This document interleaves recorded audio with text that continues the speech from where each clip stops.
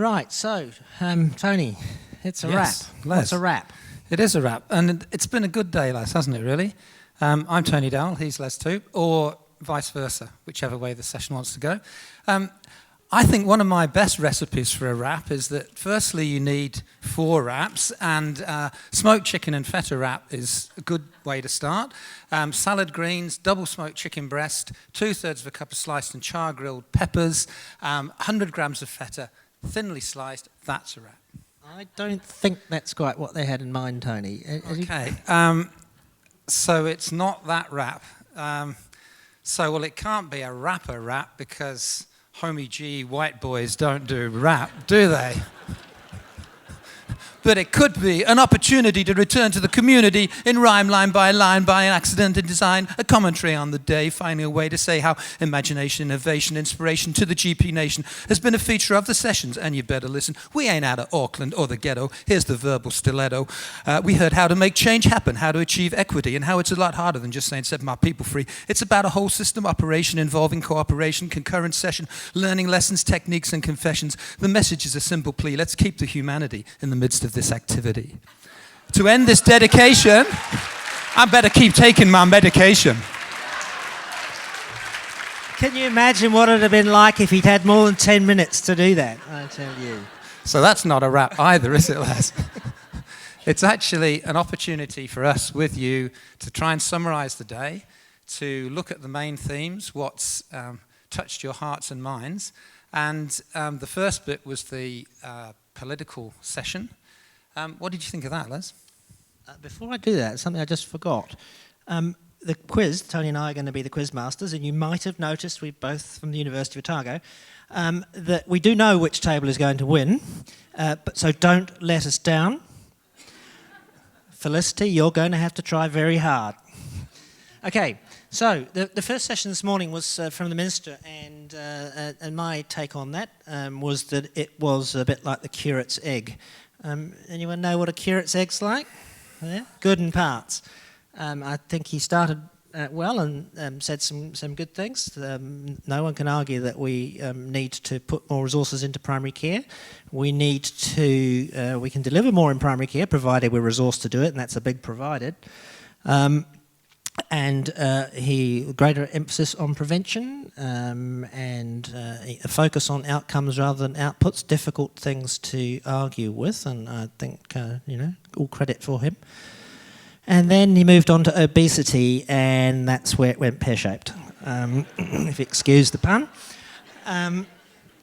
Because, and he, to his credit, he took questions and he said he didn't care what he got asked, and that's good.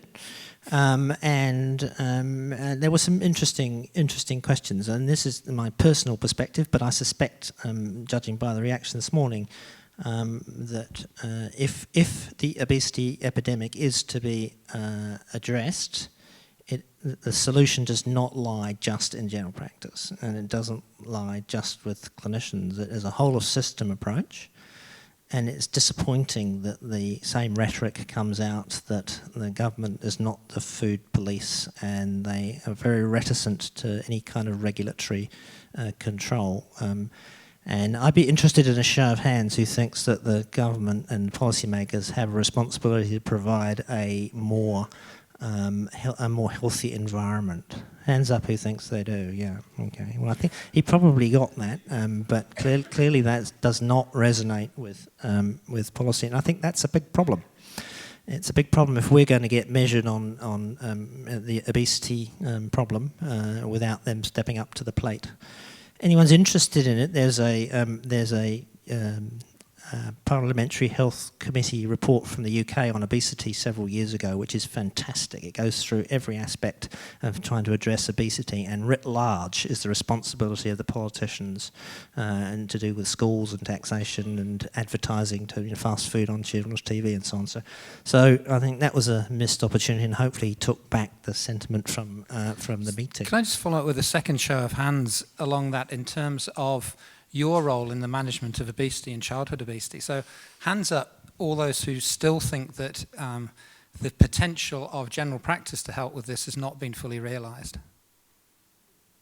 Okay. So I think along the lines of the work that's been done on tobacco with obesity, it is a partnership approach.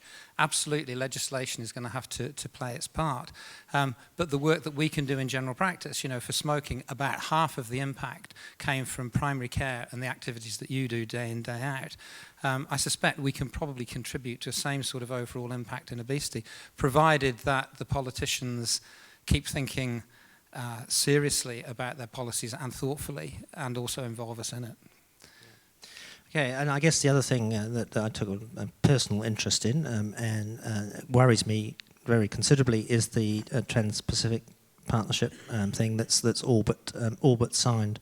And I was at a meeting recently at Pharmac, and the alumni went along, and they are dead scared of not just of that, but of the rise in the cost of oncology and these biologicals, which is just astronomical. It's a worldwide issue. If we extend patent lives, we are in big trouble, and that's part of that. The other thing, of course, is going back to the sugar.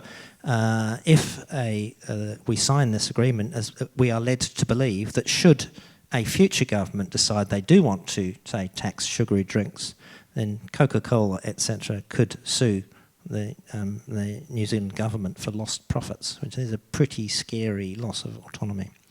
Anyway, on a more cheerful note, I'm going to what did you? You came a bit late, didn't you? These Wellingtonians do, but ever so slightly late. You heard Tim. I did hear Tim, and I heard Tim say that he was going to double the fees. So I thought that was good, and then he quickly retracted it, which I guess that was okay too. Some important things in that first session. I think the naming and the new name, the additional name for the college, is actually hugely important. I think as well, that blending together in that first session of a college perspective, a medical council perspective, a political perspective, big themes came out of that which followed through for the rest of the day. To me, there was a big theme around the importance of general practice, and if that hadn't been there, then that would have been tragic, but it was there. So feel the love, feel the power, and feel the great job that you all continue to do. Then there was a big thing around energy for change and the power of emotion, and that kept coming back not just through the main session, but through other sessions that I've been dipping in and out of through the day. There's a balanced theme in the day around models of care and workforce capability and capacity, and we might just talk about that a little bit in a minute. And then an overarching theme, I guess, around humanity, equity, caring, and the real essence and work of general practice. I took from Andrew Connolly that I don't know where we are in relation to surgeons, but this notion of they may get it wrong, but they're never in doubt. We are in doubt. I think I heard him say, I'm usually wrong, but never wrong. uncertain. It's interesting because I've met him about 3 times recently, and each time he has a poke at orthopaedic surgeons. And I found out why today, because he's jealous, because they're the bright people like the GPs, I think he told us. And he did. When last time I met him, he was going on about the cars and yachts they drive compared to the poor lowly general surgeons. So no, it falls into place now.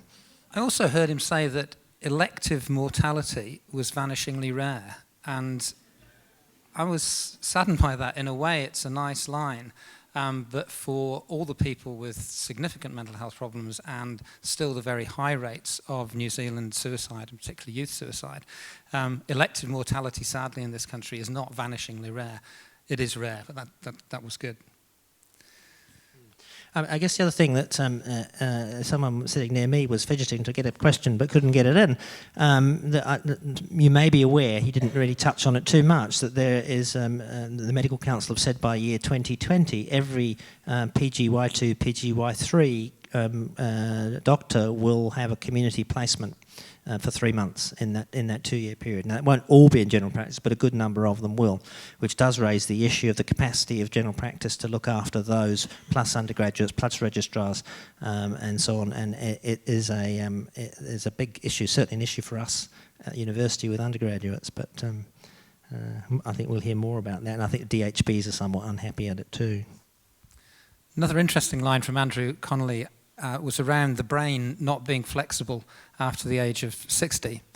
Now, apart from Les and I, you are all going to age, and so that may or may not affect you at some point. There's been some interesting recent work around so-called brain aging and the ability of people's loss of multitasking. And apparently, even women do not multitask. What they do is to sequence very, very fluently and quickly. And those of us with a short chromosome are not as good at doing that, but still we can do it. So apparently brain aging is not losing the ability to multitask. It just means that the sequential processing that we all do now, we just lose a bit of the speed to do that. So I think we can be quite positive. Yes, there are lots of reasons why surgeons shouldn't be doing on-call maybe beyond the age of 60. But for most of us, I would hope we can keep working productively and happily for as long as we want to and still keep that sequencing going. Okay, and what did you make of Helen? Phew. She was what she was billed to be, I have to say. Yes, it is inspirational. What I did like about it was the focus on emotion. And I was talking to somebody earlier on who was saying that often in conferences and health conferences, we do get wrapped up a lot in the organizational side of things. There's new models of care, and the heart of what we do, the emotion, often gets left behind. So it was really good to see and hear that in an organization as large as the NHS, they are now putting, it would seem, a lot of energy into emotion. I did like the 5 different themes for producing energy and making change happen. So lots of really good stuff in there, I thought. Hearts and carrots, and I preferred the hearts to the carrots. Yeah, I mean, I think I could sort of sense a great resonance to the kind of intrinsic, extrinsic, motivational stuff, and looking at what it is that really makes people get out of bed in the morning. And it's not usually the thought of being banged around the head or making a few extra cents. It's about doing the right thing, and we have to make sure that we design systems that people want to do things because it's the right thing to do.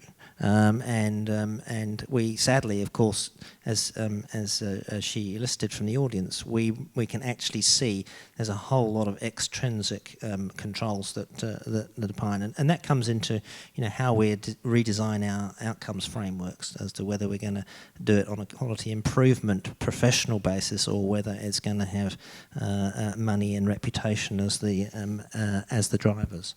So I was struck as well by UK, New Zealand comparisons. And I suspect that both organisationally and at practice and probably personal practitioner level, if you do those spider webs graphs and you look at the spiritual, the psychological, you guys are probably more out towards the 5 than in many other places in many other countries. And our organisations in some ways I think are as well. That one of the things that's always struck me about New Zealand is this capacity for change, that somebody can come up with an idea and it's implemented by a week next Thursday. Now, the payback for that is that often the re-implementation or moving on to the next thing also happens equally quickly, so we haven't got it right.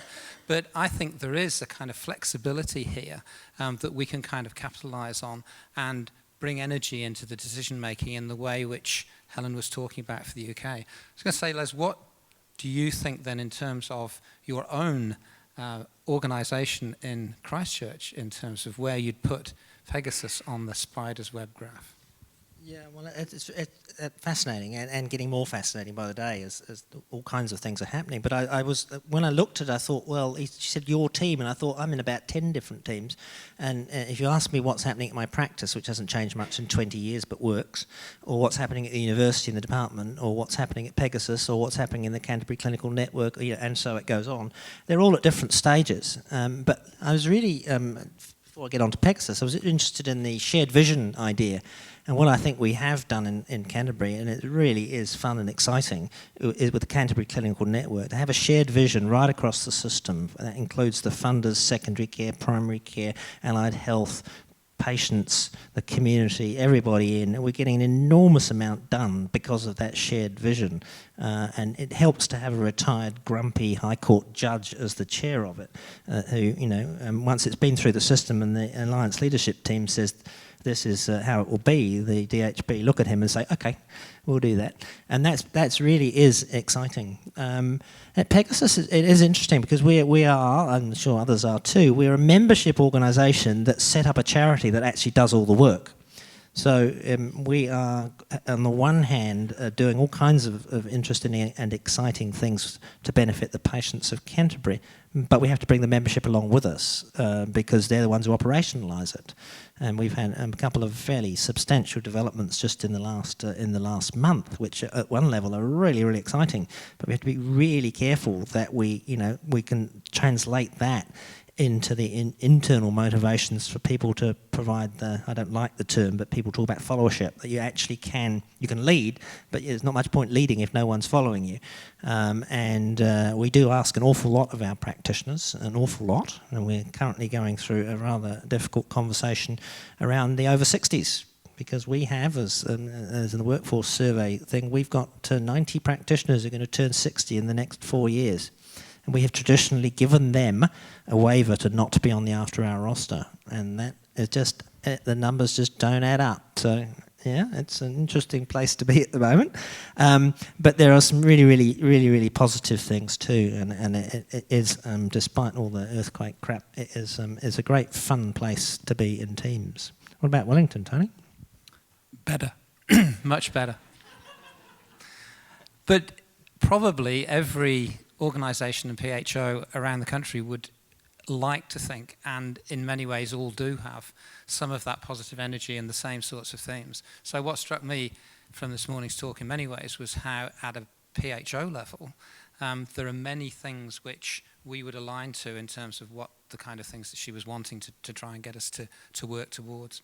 I think we need the policeman who developed the obfuscating machine to come and talk at one of our conferences. It was just so good. You can see the stuff that goes in, and it's so true, isn't it? What one end is completely different when it comes out the other end. Lunchtime, there was a lot of activity going on. I dipped in and out of a couple of the chapters. I'm always anxious when you have chapters, which reminds me of sort of Hell's Angels chapters or Highway 61 chapters. But these weren't. These were the rural chapter and the trainee chapter. And the trainee chapter, the faces of tomorrow. So, huge optimism when I look at the enthusiasm and the passion and commitment of, and we'll come back to workforce as well, but for those of us, in the old phase, you can then look and see a younger blip, and the numbers there are growing, not as much as we need, but yes, there are younger GPs there, and the fact that they are bringing the new ideas in. So go the trainee chapter on their bikes and their jackets and all that kind of stuff. Then after lunch, a very thought-provoking and good session around equity and using, helping us, wanting us to use our imagination to create that equitable world. I think in some ways, for me, probably the social meme of the conference with Kyle's statement on cultural humility. And there was a real challenge there at a personal level, and I think for us as GPs and as a profession to sign up to that cultural humility. Yeah, no, I agree. And again, struck with we mustn't assume that access is all about affordability. The acceptability is so crucial. But I have to say, I would give the prize to Sharon because she actually followed the brief, and I think the imagines and I was listening to it, and she couldn't argue with any of those things. And I got this flashback to God knows how long ago when someone was telling me about Alma Ata, Health for All by 2000, was it? We haven't quite got there yet. But we have to look right up to the policy settings. What policy settings do you need to have the positive discrimination in order to be able to get to the extra inputs in order to get equity of outcome? And so we have to always strive harder. And I think the way that the four presentations came together in an eloquent message, which went across the lifespan as well. I mean. Reese's wish that his Mokapuna would have a good start in life, linked in with the changes that need to take place in the system to make all that happen. So it was a great session. Then breakout, concurrent sessions, lots of different activities and energy going around. We only got to some of them. We did. and I was giving one of them, so I couldn't go to any others during that one. I don't know what I thought about that one, but I wasn't there. Yeah, I mean it's lovely to see so much work going on in different parts of the country, and we have to acknowledge being here in the Waikato, all the work that's been done locally on the models of care, work from John McCaskill-Smith and Damien and others, they are doing extraordinarily well at forcing the conversation and making us think about doing things differently. It's so easy just to, as I did the other day, do exactly the same thing and just try and do it faster rather than trying to do it in a cleverer way, because maintaining the status quo is always the easy thing to do. And I was talking to someone during one of the sessions and saying, we absolutely need to change, but we absolutely don't need to lose the core values, and it's how you can change but still hold on to the bits that really matter. And I'm not sure that we'll ever get one size that fits all, but some of the things that are being developed and some of the things that are happening around the country, I think if we go the diffusion of excellence way, communicate well, see what's happening, and then spread that rather than trying to force people into a place they don't want to go. I was also struck by what I think is the beginnings of a real attempt at alignment between the models of care coming out of PHOs by the networks, and also DHBs wanting to be enthusiastic and joining in. The ministry coming up with lots of good ideas, and a real attempt to try and join policy together. I went to the session on long-term condition management, and some really practical themes in there that using group rather than one-to-one interviews is something that we probably need to be thinking about more and more. You know, we know that focus groups can work, yet we often have not applied that to groups of patients, and I think there's more and more that we can do in that space as well. The other thing that struck me from all the sessions that I went to, I think Helen was talking about the difference between people who wanted to be contributors and those who were compliant, and I just saw everybody wanting to be contributors, and that was hugely energizing. I think we're just about out of time, Tony. Do you want to? I think we probably are. Do you want to have the last word? You always do. Not really. Maybe capacity and capability, and there was a caution to the day where I went to the session where Ross Lawrenson and Francis Townsend were talking about what's happening with the workforce, and some really good analysis of the workforce bulges. And what I taught was a real urgent plea that there is a window of opportunity now for us to be training more doctors for general practice. Not forever, but right now we need more doctors than we've actually got in general practice. So that needs to happen, and it will, I'm sure, because you'll all help us to make it happen. And the last word was that it's been a really great day. Thank you for your attention, and we're moving on to the quiz, are we not? And as Peter Jackson says on the thing, that is a wrap. Thank you.